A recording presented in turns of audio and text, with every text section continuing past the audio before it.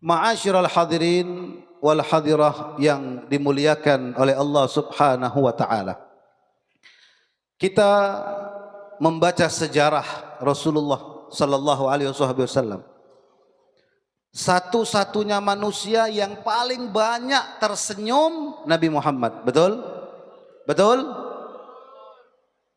Paling banyak senyumnya, dan senyumnya Nabi itu mengalahkan bulan purnama.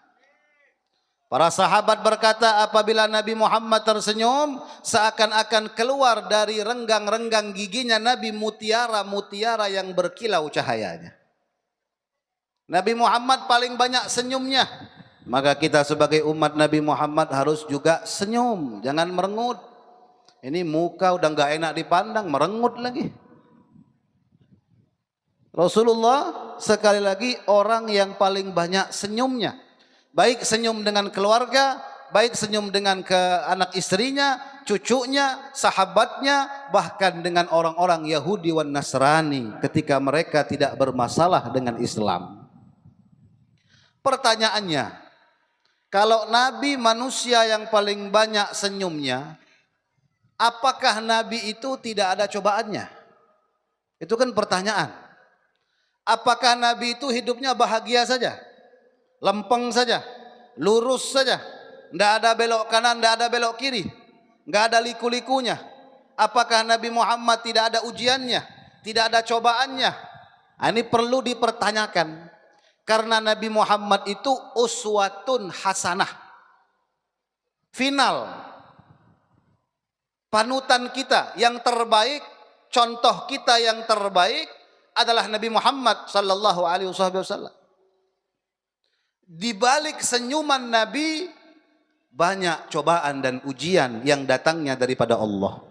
Tapi itulah Nabi Muhammad selalu memberikan senyuman, hal yang positif kepada umatnya. Tetapi apabila cobaan dan ujiannya, beliau serahkan, tawakalkan kepada Allah Subhanahu wa ta'ala. Manusia yang tidak pernah mengeluh kepada manusia, tetapi mengeluh kepada yang menciptakan manusia, yaitu Allah Subhanahu wa ta'ala. Ma'asyiral hadirin yang dimuliakan Allah, insyaallah saya yakin semua yang hadir di sini bahagia. Bahagia atau tidak malam ini? Bahagia atau tidak? Tetapi di dalam kehidupan kita ada yang membuat kita sengsara. Betul? Di sini banyak cobaannya, banyak ujiannya. Paling banyak. Ini belum kawin aja banyak cobaannya sudah ini, buhan hadroh ini. Kita banyak cobaan, banyak ujian. Walaupun kita menutupnya dengan senyuman. Tawakalkan kita kepada Allah. Tetapi ketahuilah, dikatakan oleh Rasulullah, asyaddun nas bala al-anbiya thummal amthal fal amthal. Ketahuilah, di balik senyuman Nabi Muhammad yang mengalahkan bulan purnama, kata Rasulullah, manusia yang terbanyak bala, musibah, cobaan, ujiannya para nabi. Kemudian orang-orang yang mengikuti para anbiya, orang-orang soleh, jika tambah dekat dengan Allah itu tambah banyak cobaannya. Paling banyak siapa? Nabi. Lebih banyak daripada para nabi satu rasul, yaitu Nabi Muhammad sallallahu alaihi wasallam. Nabi Muhammad itu kan yang paling sempurna, yang paling ganteng, yang paling hebat, yang paling tinggi, yang paling bagus, juga yang paling banyak mukjizatnya, juga yang paling banyak cobaan dan ujiannya. Makanya Nabi Muhammad itu Muhammad al-insanul kamil. Nabi Muhammad itu manusia yang paling sempurna. Tidak lepas juga daripada bagaimana Nabi diberikan cobaan dan ujian daripada Allah Subhanahu wa ta'ala. Kenapa kita perlu bahas ujian cobaan yang Allah berikan kepada Nabi Muhammad? Sekali lagi, kalau kita mengerti akan sejarah Nabi Muhammad, kita bisa praktekkan, karena kita akan selalu diuji oleh Allah Subhanahu wa ta'ala. Lah kalau kita banyak cobaannya, kalau kita banyak ujiannya, tapi kita nggak punya panutan, tidak tahu bagaimana cara menyelesaikan masalah tersebut, kita tidak akan pernah menyelesaikan masalah tersebut. Maka satu-satunya panutan kita adalah Nabi Muhammad sallallahu alaihi wasallam. Yang bahagia ikut Nabi Muhammad tambah bahagia. Yang banyak cobaan, ujian tapi tetap ikut Nabi Muhammad juga akan bahagia. Karena Nabi sumbernya bahagia. Kalau kita buka sejarah ma'asyiral hadirin yang dimuliakan Allah, cobaan yang Allah berikan kepada Nabi Muhammad dari sebelum lahir, Nabi Muhammad itu sudah dapat cobaan dan ujian. Di usia 6 bulan dalam kandungan, Nabi Muhammad sudah tidak punya ayah. Meninggal dunia ayahnya Rasulullah yang bernama Abdullah. Kapan? Di usia Nabi 6 bulan di dalam kandungan. Anak yatim yang paling, mohon maaf, yang paling menyedihkan, lahir tidak bisa melihat mana bapaknya, mana ayahnya. Itu anak yatim yang paling menyedihkan. Maka itu kita tidak boleh jahat kepada mereka, bermusuhan dengan Nabi Muhammad SAW. Di usia 6 bulan kandungan sudah ditinggal ayahnya. Lahirlah Nabi Muhammad dari seorang perempuan yang solehah, yang paling mulia di zamannya, Sayyidatuna Aminah, dalam keadaan kesederhanaan yang sangat luar biasa. Lahirnya Nabi itu sangat sederhana. Lahirnya Nabi itu tidak punya apa-apa. Karena Sayyidina Abdullah, ayahnya Nabi Muhammad, ketika wafat tidak meninggalkan sedikit pun harta, melainkan beliau meninggalkan seorang budak namanya Ummu Aiman. Itulah nanti yang akan menemani Rasulullah sallallahu alaihi wasallam dari mulai kecil sampai Nabi Muhammad wafat meninggal dunia. Hadirin yang dimuliakan oleh Allah Subhanahu wa taala. Ketika Sayyidatuna Aminah melahirkan Rasulullah, beliau juga mendapatkan cobaan dan ujian. Beliau tidak bisa menyusui Nabi sepenuhnya. Maka di zaman tersebut ada satu adat, yang mana adat tersebut orang-orang kota mengirimkan bayi-bayi mereka ke tempat-tempat atau ke perkampungan, ke desa-desa agar disusui oleh orang-orang desa. Karena mohon maaf, susu mereka lebih segar, lebih sehat karena makanan mereka dan bahasa mereka belum kecampur dengan orang kota. Ini kalau kita mau ceritakan mendetail sangat panjang. Karena sesuai judul ujian, maka yang kita angkat temanya hanya sekedar ujiannya saja. Datang rombongan Bani Sa'ad bin Bakar. Di situ ada seorang perempuan, satu keluarga yang fakir miskin, yang bernama Halimatus Sa'diyah. Teman-temannya sudah sampai duluan, karena mereka menunggangi kuda atau unta yang sehat. Tapi Halimatus Sa'diyah dalam riwayat menunggangi unta yang sakit atau keledai yang tidak dikasih makan beberapa hari. Mengetuk pintu orang-orang Bani Sa'ad. Setiap rumah diketuk pintu, adakah bayi? Ada. Ketika mereka mengetuk pintu rumah Rasulullah, Sayyidatuna Aminah mengatakan, saya punya bayi laki-laki. Berapa 1 tahun bayarannya? 60 juta. Saya punya duit hanya 2 juta. Boleh? Oh tidak boleh. Tidak masuk. Ditinggal. Setiap kali yang mengetuk pintu minta harga yang mahal per tahunnya. Tapi Siti Aminah tidak punya uang untuk membayar tukang susu yang menyusui Nabi Muhammad. Bayangkan. Hidupnya Nabi Muhammad dari kecil susahnya bagaimana.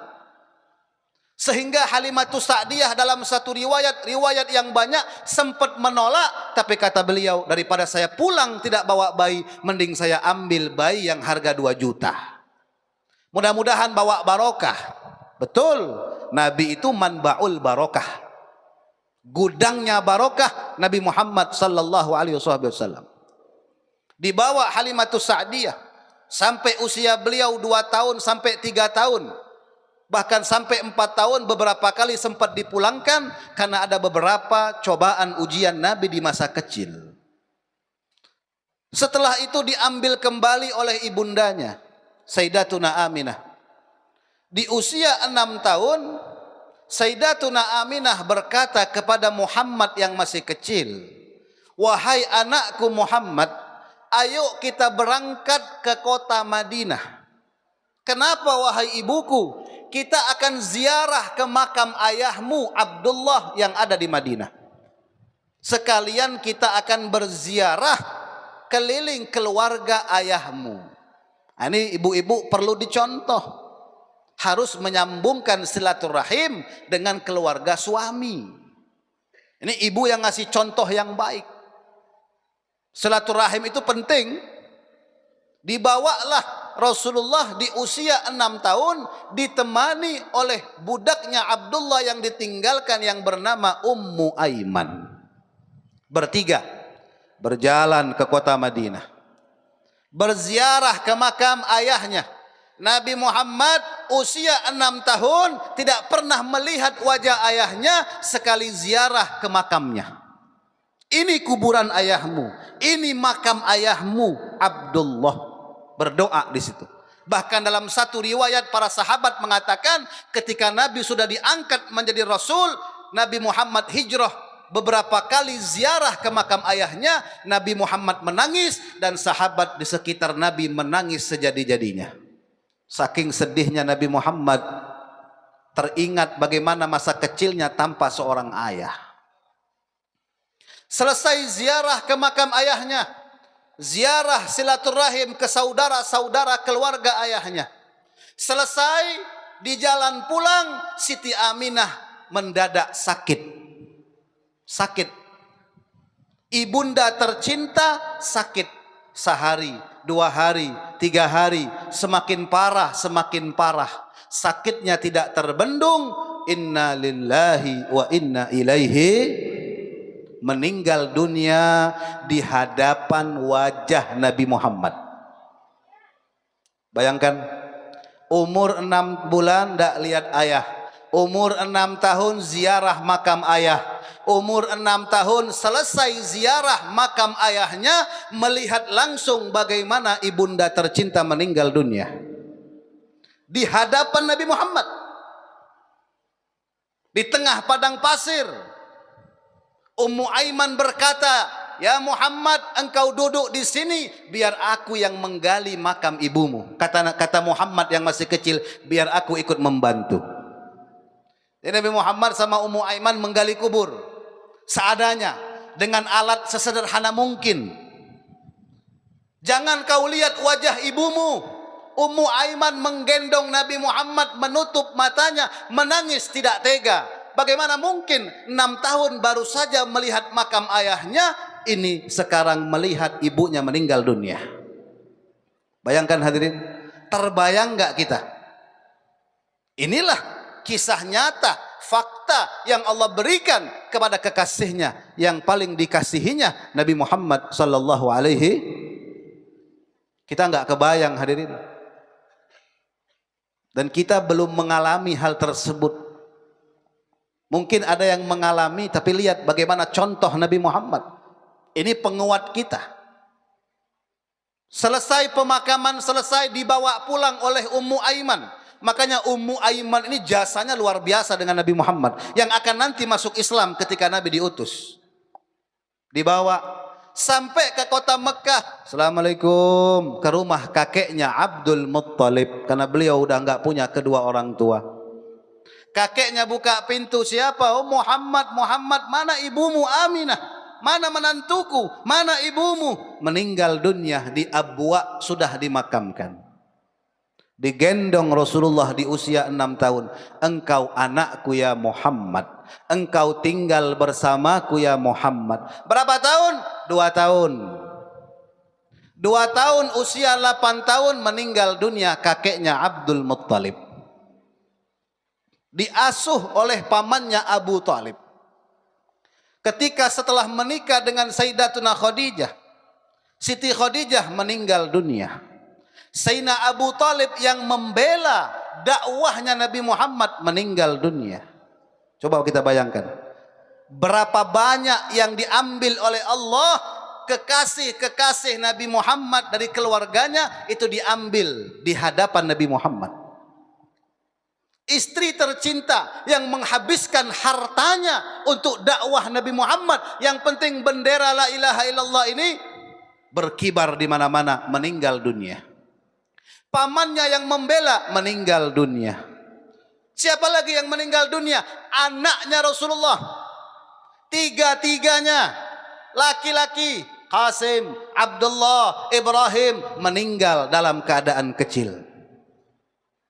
Belum lagi Rasulullah ditinggal oleh putrinya Ruqayyah, Zainab, di masa setelah peperangan Badar.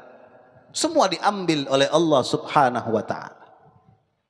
Kekasih-kekasih Nabi Muhammad, Allah ingin menguji bagaimana kekuatan kekasihnya.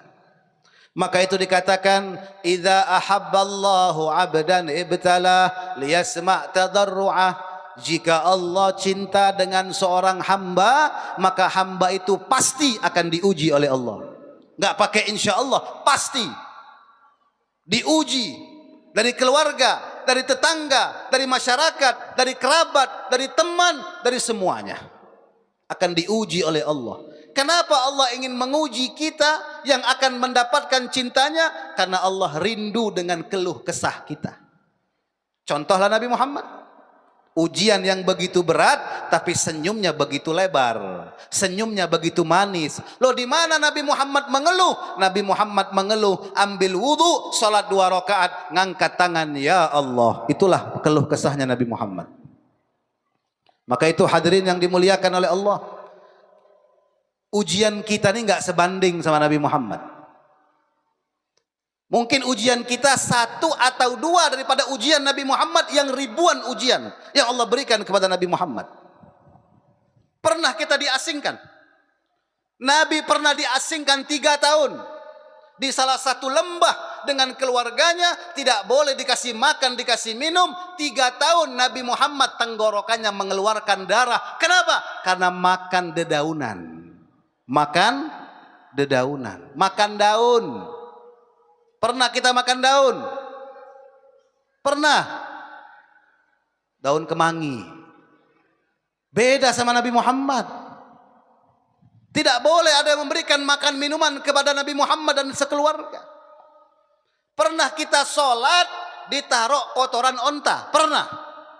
Lagi sujud dicaci maki, ditaruh kotoran onta yang sangat berat, sekarung 2 karung. Nabi Muhammad tidak bisa duduk di antara 2 sujud. Pernah. Kita bisa lihat, kita sholat di masjid, masjidnya Masya Allah, karpetnya mahal, sound systemnya bagus, pakai AC, nikmat. Saking nikmatnya banyak yang teguring. Ini fakta hadirin. Tidak ada ujian kita yang menyamai ujian terhadap Nabi Muhammad sallallahu alaihi wasallam. Nabi Muhammad dari A sampai Z itu ada ujiannya. Semuanya ada. Kalau Nabi yang lain satu-satu, Nabi semuanya diberikan Allah kepada Nabi Muhammad. Kenapa? Karena Allah tahu Nabi Muhammad pasti mampu. Ketika Allah memberikan kita cobaan dan ujian, Allah tahu kita mampu hadirin. Yang bikin tidak mampu keyakinan kita, keimanan kita. Siapa yang pernah mengalami sebagaimana ujian cobaan terhadap Nabi Muhammad sallallahu alaihi wasallam?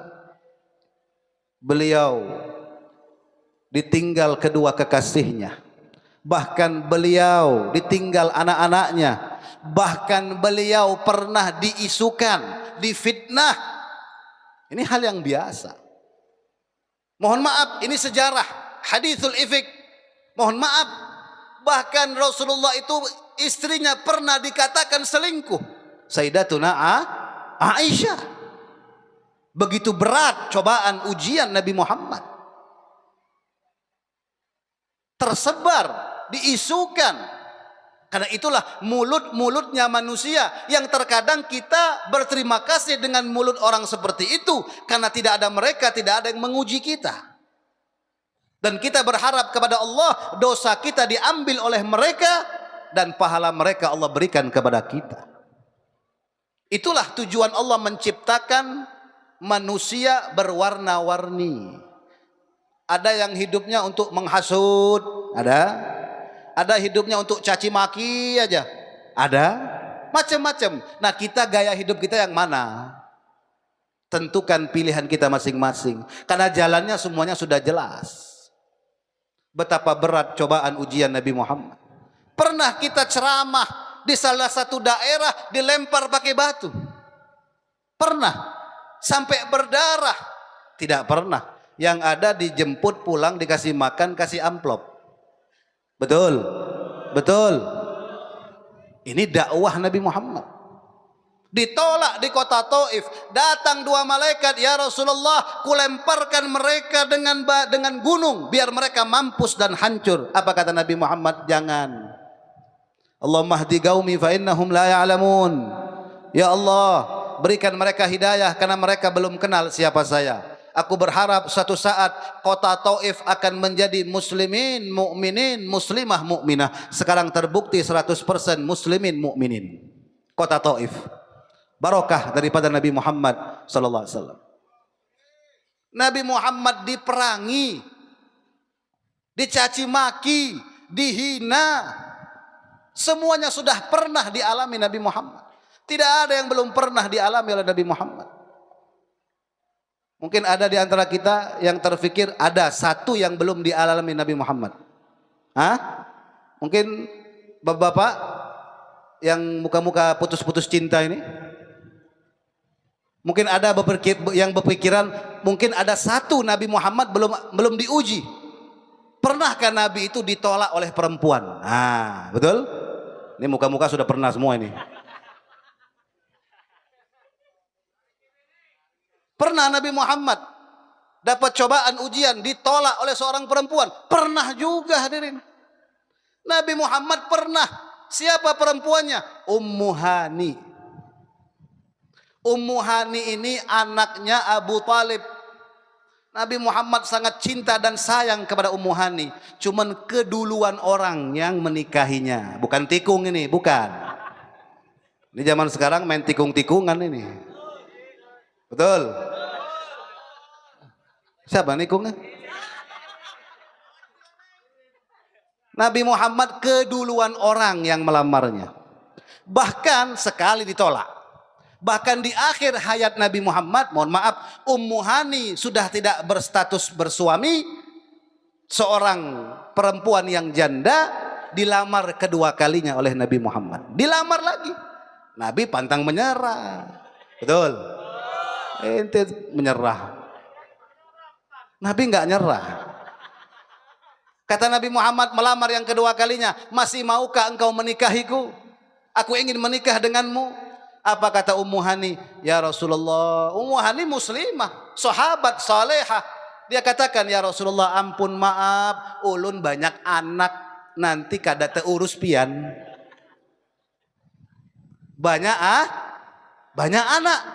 Aku takut tidak sempurna melayanimu. Lalu aku nanti ketulahan dan kualat dengan seorang suami. Akhirnya orang-orang Saudi, orang-orang Mekah, orang-orang Madinah memuji. Lihat orang Quraisy, salah satu karomah mereka, kemuliaan mereka, sayang kepada anaknya. Ini cobaan, ujian juga ini.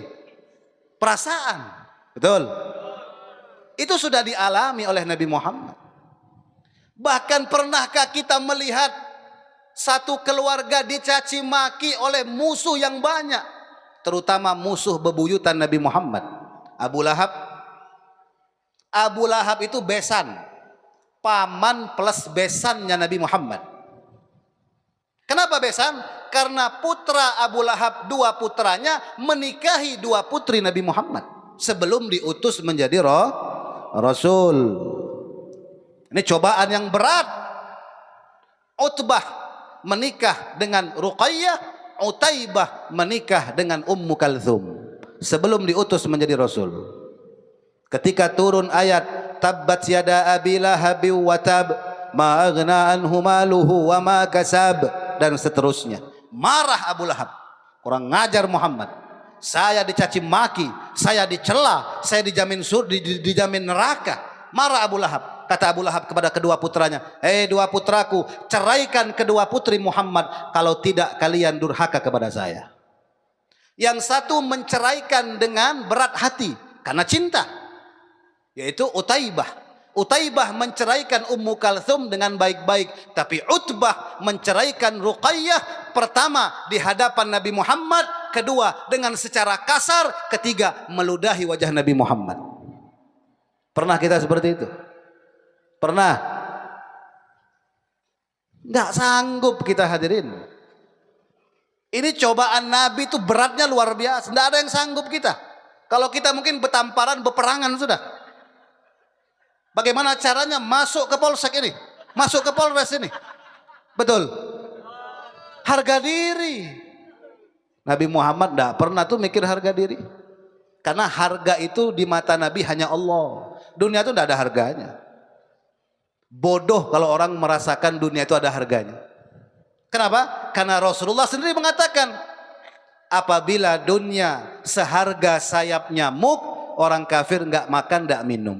Sekarang buktinya, mereka lebih kaya, lebih banyak makannya, lebih gendut, lebih sehat. Berarti apa? Dunia nggak ada harganya. Seharga sayap nyamuk pun tidak ada harganya. Nabi Muhammad kalau pribadi selalu memaafkan. Tapi kalau hukum Allah diganggu, pertama kali orang yang mencabut pedang Nabi Muhammad. Itu sifatnya Nabi Muhammad. Diceraikan di depan mata Nabi dengan kasar, dengan ludah. Apa kata Nabi Muhammad? Utbah, kamu akan dimakan pemangsa seekor singa. Abu Lahab ketakutan. Kenapa Abu Lahab ketakutan? Padahal dia nggak beriman, tapi dia percaya Nabi ini nggak pernah bohong. Dia tuh percaya sama Nabi. Apa yang dikatakan Nabi pasti benar. Nabi berkata kepada Utbah yang sudah merusak rumah tangga anaknya, kamu akan dimakan seekor singa. Jadi Utbah itu kemana-mana dipegang sama Abu Lahab. Pernah suatu malam tidur lengah, datang seekor singa, nggak tahu datang dari mana, di padang pasir, dimakanlah Utbah putranya Abu Lahab. Betul apa yang dikatakan Nabi Muhammad.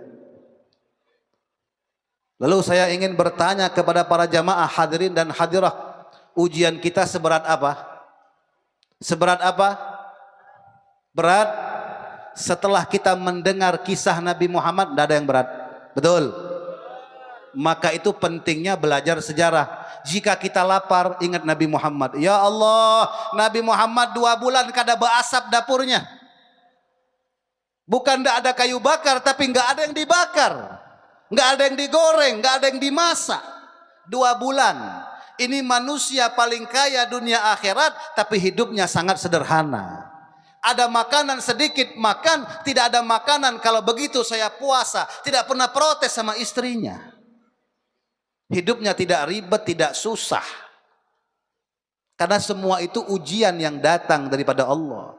Bersyukur kita kepada Allah. Nabi Muhammad ini manusia paling sempurna. Kebahagiaan ada di dalam sejarah Nabi Muhammad. Maka semua yang ada cobaan, yang ada ujian, ikutilah sejarah Nabi Muhammad. Insya Allah ujian, cobaan yang Allah berikan kepada kita saat ini atau yang akan datang akan terasa ringan, mudah dan lancar kalau kita selalu ikut sejarah Nabi Muhammad sallallahu alaihi wasallam. Mudah-mudahan Allah angkat kesumpakan kita, Allah angkat ujian kita, Allah angkat cobaan kita. Mudah-mudahan Allah mudahkan hidup kita, Allah mudahkan urusan kita, Allah lancarkan jalan kita menuju ridhonya Allah dengan berkah jalan pintunya Nabi Muhammad sallallahu alaihi wasallam. Rabbi fanfa'na bi barakatihim واهدنا الحسنى بحرمتهم وأمتنا في طريقتهم ومعافاة من الفتن يا رب بهم وبآلهم عجل بالنصر وبالفرج وصلى الله على سيد المرسلين والحمد لله رب العالمين تقبل الله منكم